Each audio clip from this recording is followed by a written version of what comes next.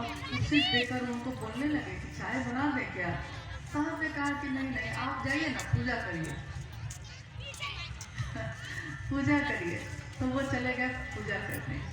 और आकाशवाणी की जो घटना हुई, अचानक उस शांत माहौल में, उस अमृत बेला में, ब्रह्म मुहूर्त कहते हैं उसको, उस बेला में अचानक एक आवाज गूंजी और सिर्फ साहब का ही मन सुन रहा है उसको, क्योंकि जिसके लिए आकाशवाणी होती है सुनाई भी उसी को देती है, फिर और लोग भी वहां होंगे तो सुनाई नहीं देगी उसको। ये साहब ने कहा था।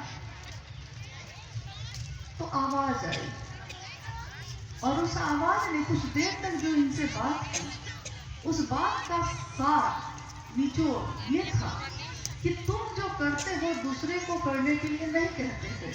साहब ने कहा कि मैं जो करता हूँ मैं दूसरे को करने को कहता हूँ। आवाज ने पूछा कि क्या करने के लिए कहते हो। तो साहब को समझ में आ गया कि मैं कहता हूँ शिव को गुरु बनाओ, क्योंकि शिव को गुरु बनाने की बात तो शुरू हो चुकी थी, लेकिन करने के लिए क्या कहते हो। तो करने के लिए मैं नमः शिवाय आ गया था, तो नमः शिवाय करने के लिए कहता था और कुंडली साधना या और चीजें बताता था।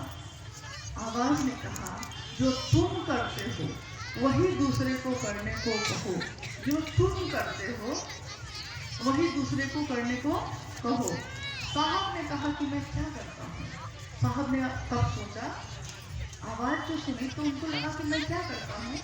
तो उनको सब कुछ समझ में आ गया कि मैं क्या किया। मैंने पहले शिव को गुरु बनाया, फिर दूसरों से कहा कि तुम भी शिव को अपना गुरु बनाओ, और इस कहने में मैंने सारे प्रयास किए, यहाँ तक कि मैंने चाय पिलाई उसको, खाना खिलाया, अपने यहाँ बैठाया, उसको सुलाया, मेरी जो जमा पूंजी थी तोड़ कर भी दे दिया कि शिक्षित बनेगा, महादेव का काम करेगा।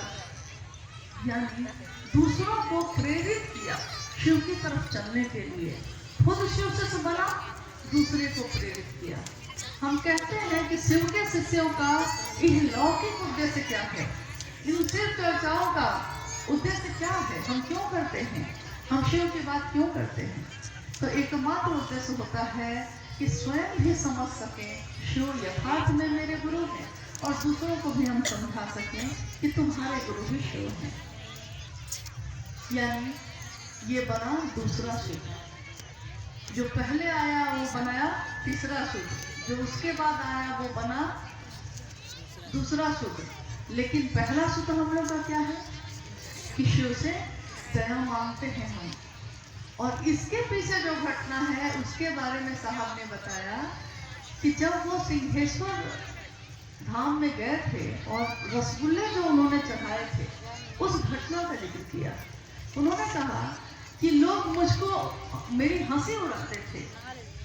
मेरे ऑफिस के, चूंकि उस समय वो मजिस्ट्रेट थे वहाँ, तो उनके पदाधिकारी जो और थे ऑफिस में, जब साहब ऑफिस जाते थे तो लोग कहते थे, तब हरिंद्रानंद जी आपके महादेव कैसे हैं। तो साहब को बुरा लगता था, उनको लगता था कि मेरा मजाक उड़ा रहा है। हम जो महादेव महादेव करते हैं ना, तो ये लोग मेरी हंसी उड़ा रहा है।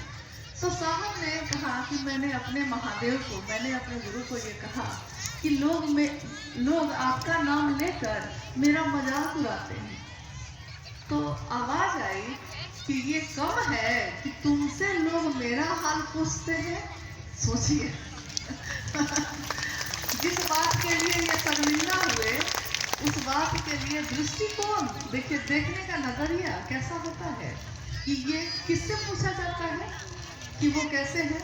जैसे आप अगर यहाँ रहते हैं तो आप रांची जब साहब रहते थे, या देवघर रहते थे, या पटना रहते, साहब जहाँ रहते, आप उनके आसपास रहने वाले लोगों को फोन लगा के पूछते थे ना कि साहब खाना खा रहे हैं, साहब ठीक है, साहब की तबीयत कैसी है। क्यों? क्योंकि आप उस व्यक्ति से नहीं जुड़े हैं जिसको आप फोन कर रहे हैं, लेकिन आप उनके बारे में जानना चाहते हैं जिसके पास वो रहता है। तो आवाज ने कहा कि ये क्या कम है कि लोग तुमसे मेरा हाल पूछते हैं। तब से साहब ने कहा कि इस बात के लिए कभी घबराना मत कि लोग तुम्हारा मजाक उड़ाते हैं, क्योंकि मजाक भी उड़ाने में गलती से भी वो महादेव का नाम लेता है। एक कहानी पढ़ी थी हम लोगों ने कि एक चोर चोरी करने के लिए गया था, क्योंकि चोर की मनसा चोरी की होती है, उसका जीवन उसी से चलता है। वो चोर गया था चोरी करने। जंगल में, सुनसान में एक जगह एक छोटा सा मंदिर था शिव का। उसमें एक घंटा लगा हुआ था ऊपर बजाने वाला, और वो सोने का था। तो चोर जो है बहुत दिन से सोचता था कि सोना का है, लेकिन फिर सोचता था नहीं मंदिर का है। थोड़ा सा मन को समझाता था। एक दिन क्या हुआ कि उसको कहीं कुछ नहीं मिला, चोरी के लिए कोई सामान नहीं मिल पाया। अब निराश मन से लौट रहा था, अचानक उसके